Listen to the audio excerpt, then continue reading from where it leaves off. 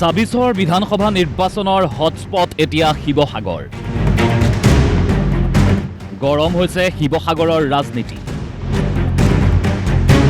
শিৱসাগৰত বিজেপি প্ৰাৰ্থী কুশল দুৱৰী, ৰাইজৰ দলৰ প্ৰাৰ্থী অখিল গগৈ আৰু অসম গণ পৰিষদৰ প্ৰাৰ্থী প্ৰদীপ হাজৰিকাই আজি এইদৰে প্ৰচাৰ চলোৱা দেখা গ'ল। গায়ন বায়নেৰে এইদৰে আদৰা হৈছে অখিল গগৈ।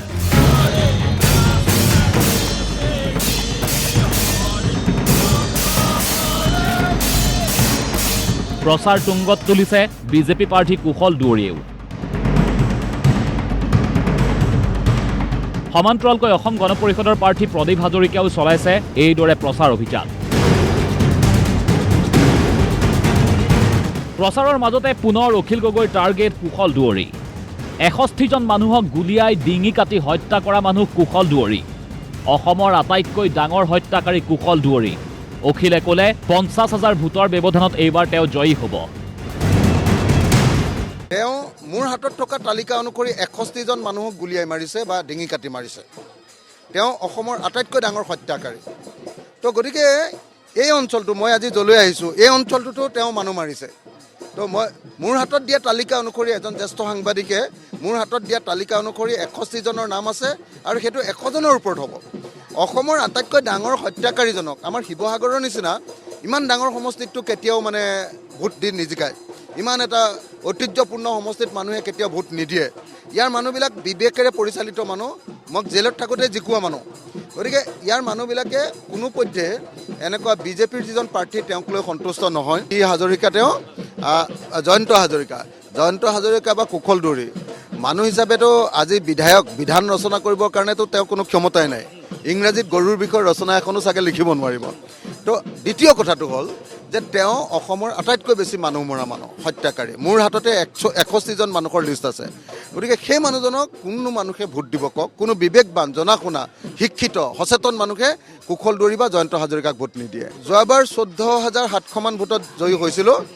এইবাৰ মই ভাবোঁ যে ৫০,০০০ বেছি ভোটত ব্যৱধানত এইবাৰ জয়ী হ'ব পাৰিম। কুশল দুৱৰীয়ে ১০ বছৰ বিধায়ক হৈ থাকিলে ডিমৌ বা থাউৰাটো এটা কামো কৰিব নোৱাৰিলে।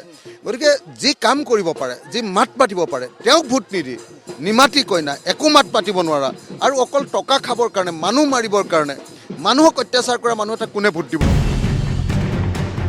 এইবাৰ অখিল গগৈক উভতি ধৰিছে কুশল দুৱৰীয়েও। দিন দুপৰতে প্ৰণৱ বড়োক কোনে জ্বলাইছিল? অখিল গগৈ ছদ্মবেশী মানুহ, ভয় খাইছে অখিল গগৈয়ে। অখিল গগৈ কি আইন নেকি? অখিল গগৈ আইন নেকি? অখিল গগৈ আমাৰ ভাৰতবৰ্ষৰ সৰ্বোচ্চ নেকি? ই কি হয়? ই কোন হয়? সি যে কমলা শইকীয়াৰ এই কথাটো কৈছে, আইনে মোক বাৰংবাৰ, এবাৰ দুবাৰ নহয় ৪বাৰ মোক ক্লিন চিট দিয়াৰ পাছত কোন অখিল গগৈ হয়? কিহৰ কৃষকৰ নেতা অখিল গগৈ? ক'ত খেতি কৰিছিলে? কাক খেতি কৰাইছিলে? মানুহকতো ২ নম্বৰীয়ে কৰিলে, দালালি কৰিলে। মানুহক মাটি পটা দিম বুলি গোটেই পৃথিৱীখনৰ আন্দোলন কৰালে। কেইটাক মাটি পটা দিলে? তেওঁ দিনৰ পোহৰত, দিনৰ দুপৰত আজিতো প্ৰমোদ বড়োক তেওঁ জ্বলাই পিনে মাৰিছিলে। হত্যাকাৰী কোন?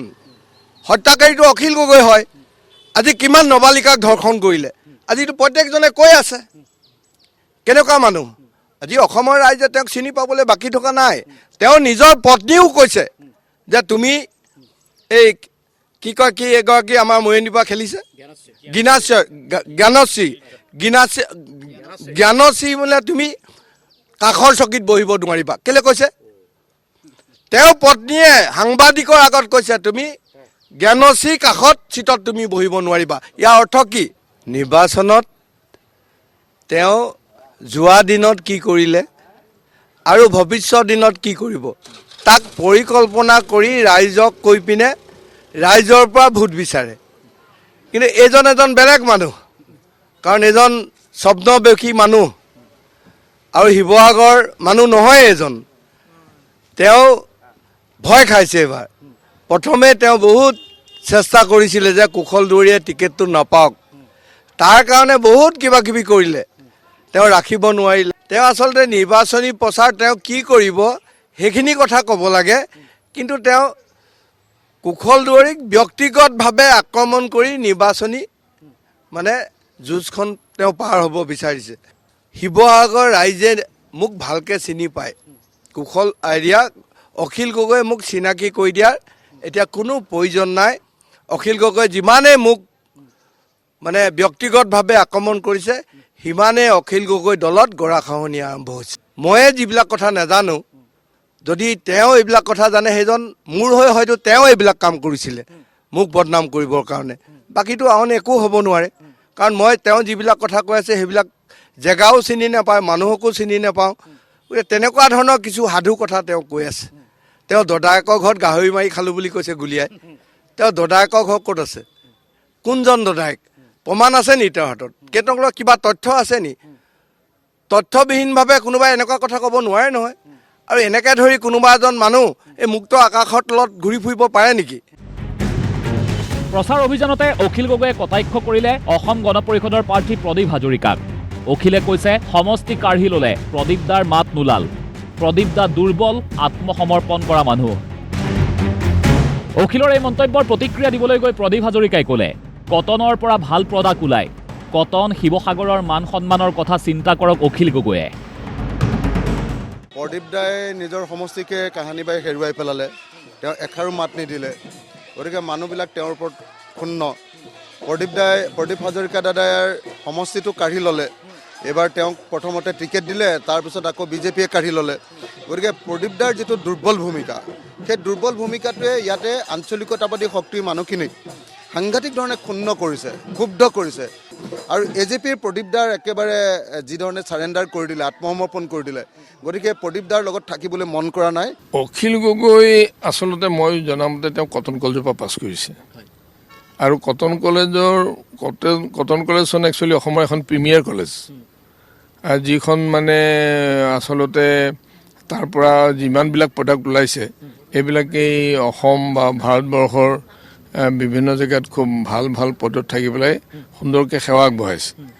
এতিয়া তাৰ পৰা ওলোৱা প্ৰডাক্টবিলাক যিহেতু খুবেই ভাল, আৰু আমি ভাবিছোঁ যে তেখেতৰ প্ৰতিভা আছে, আৰু প্ৰতিভাটো মই ভাবিছোঁ যে তেখেতে সৎভাৱে যিটো মানে সুনাম কটনৰ আছে বা আমাৰ ইয়াৰ সুনাম শিৱসাগৰৰ যিটো সুনাম আছে, সেই সুনামটো মানে তেখেতে জীয়াই ৰাখিব লাগে। তেখেতে অলপ সাৱধান হৈ পেলাই শিৱসাগৰৰ মান সন্মান ৰক্ষা কৰি কাম কৰিলে ভাল হয়। এইদৰে এতিয়া শিৱসাগৰত গৰম হৈছে ৰাজনীতি। কোনে মাৰিব শেষ আহি অপেক্ষা মাত্ৰ কেইটামান দিনলৈ। শিৱসাগৰৰ পৰা কেমেৰা পাৰ্চন অমৃত আৰু মোহনৰ সৈতে ভাস্কৰ জ্যোতি দাসৰ ৰিপৰ্ট DY365।